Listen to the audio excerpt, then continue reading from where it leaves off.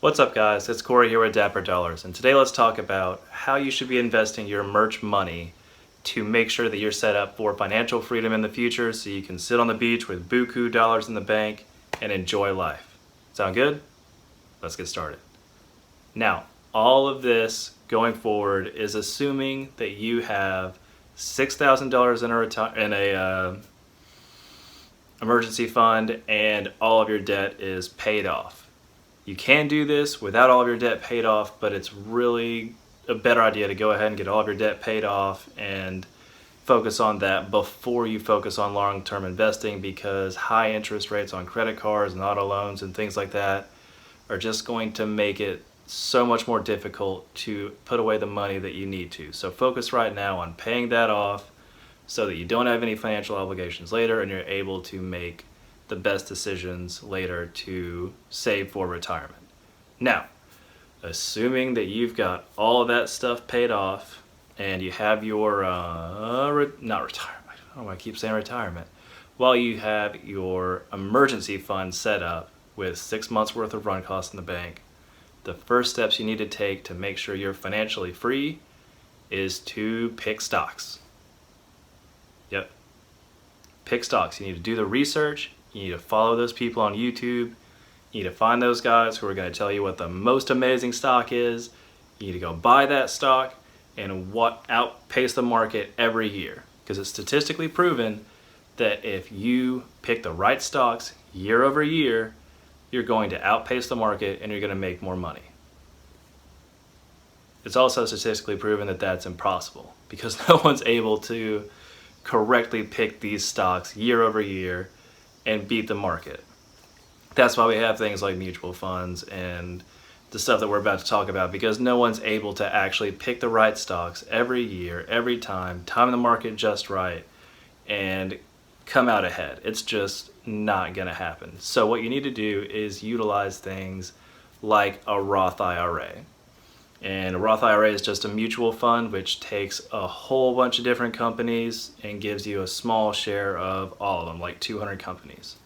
And a Roth IRA also uses something called compound interest. And if you don't know anything about compound interest, it was said at one point to be the most powerful force in the universe because it takes your money, adds a little interest, and then you get new money, and then it adds interest to that money, and then it keeps going, and it keeps building, and it keeps building, and it's like a snowball, and it just gets bigger as it rolls down the hill, compounding, so like an exponential increase.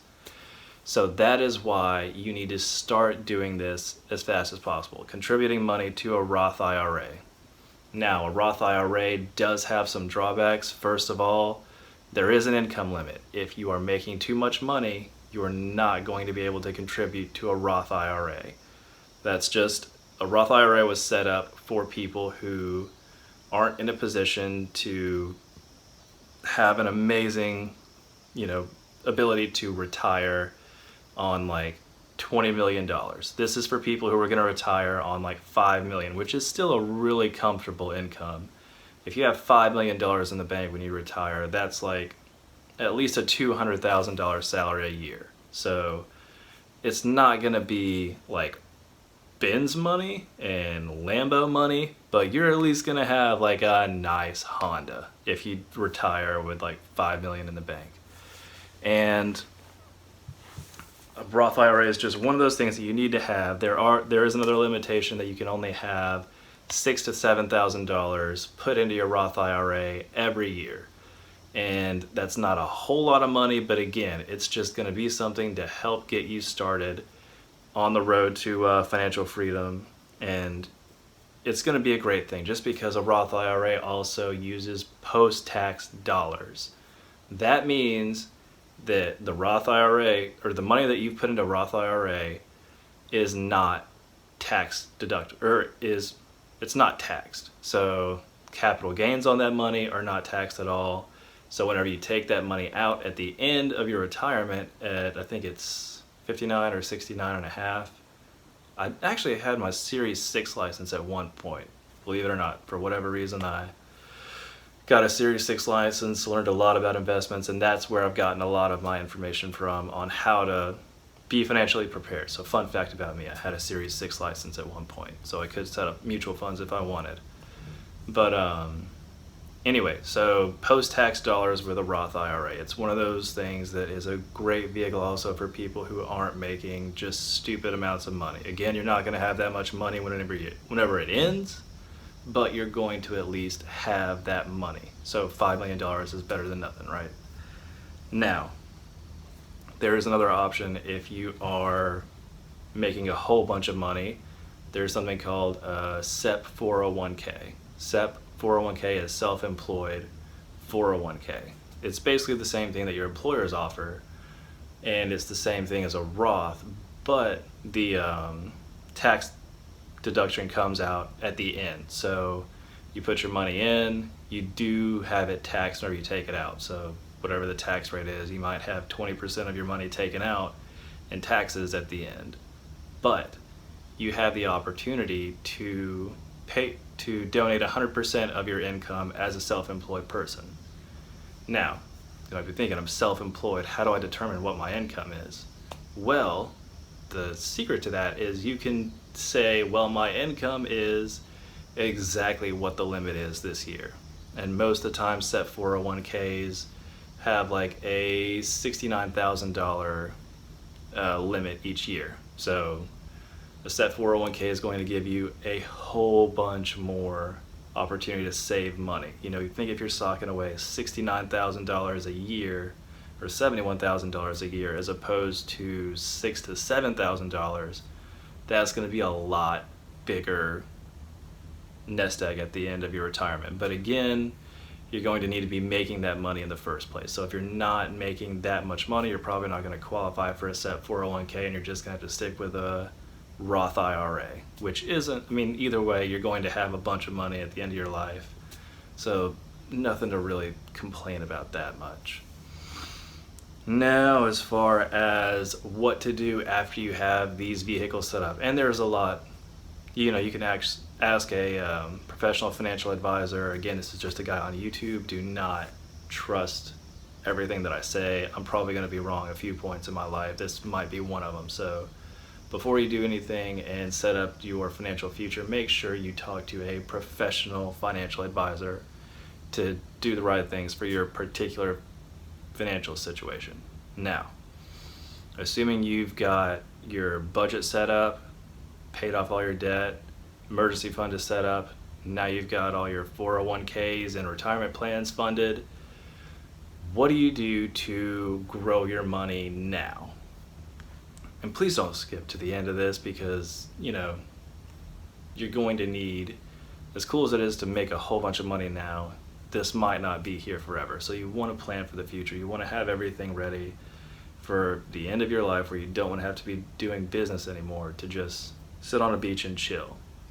But to generate income now, you're going to need to buy assets. And assets are basically anything that generate income. So buying other affiliate websites, buying other merch accounts, buying things that are bringing in income. So I know I talked in an earlier video about buying merch accounts and taking out a loan to buy an account, because the payment on the loan would be less than what the monthly income of the merch account is. So that's going to generate you cash flow. And if you know anything about real estate, cash flow is king.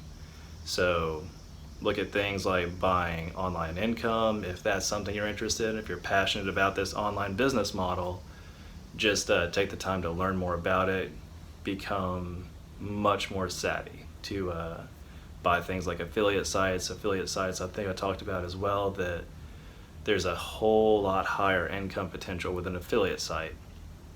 But again, that's something we can talk about later and do your own personal research on. Real estate is another great investment option to generate cash flow, but it does take a bit more upfront cash, because you're going to need at least a 20%,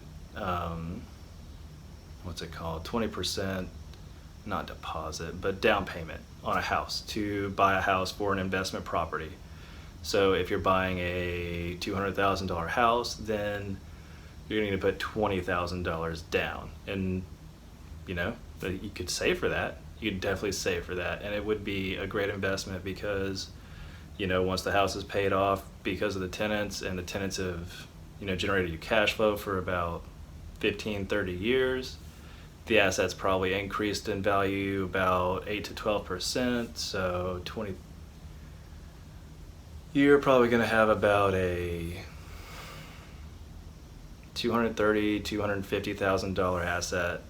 So, you know, you'll have the equity of a $230,000 investment on top of all the cash flow you've gotten. And, you know, do that a few times, you're going to have, there are people that have, you know, $1 million as a portfolio value of all the real estate income that they have, and then they just sell all those houses, put that into a annuity, which is something we can also talk about later. It's how you like put your nest egg into one thing that just generates you like $100,000. If you put $1 million into an annuity, you're probably going to get 4% interest for the rest of your life. So that's why people want to get $1 million, is because once you have $1 million, put it in an annuity, that's $40,000 guaranteed for the rest of your life. So anyway, some people go into real estate, buy multiple properties, they wind up being $1 million whenever they're ready to retire. They sell all their properties, put that $1 million into an annuity, and then now they have a guaranteed $40,000 for the rest of their life, and they don't have to do a thing. Of course, the more properties you have, bigger your nest egg, bigger your income at your retirement. Again, your personal decision. And you could also become a local investor. This is something I've thought about a lot because, you know, most of us are in an area that's growing. So there are going to be small businesses popping up. There are people like you that want to do something except on the local level. They want to open a bakery. They want to have a food truck, and they just need the capital to do it. If you save up like $60,000 to $80,000, you can give those people some of what they need for a stake in their business. So, you know, you might not have like 40% of the income that they're making, but 10% of something is better than 0 or 100% of nothing. So think about that. That's not incredibly profound. I'm sure you've heard that before, but it's just a good way to think of not overlooking an opportunity because it's a small income. And plus, you know, you'll have the benefit of helping a person out. So anyway, those are my thoughts on what it's going to take to make sure that you're financially secure in the future and how you should be investing your Merch by Amazon income. Let me know in the comments below if you have done anything like this, if you intend to do anything like this, or if you think this was all just a waste of time. Your opinion matters, so let me know. Anyway, someone's going to do something great every day, guys. Why not you? See ya.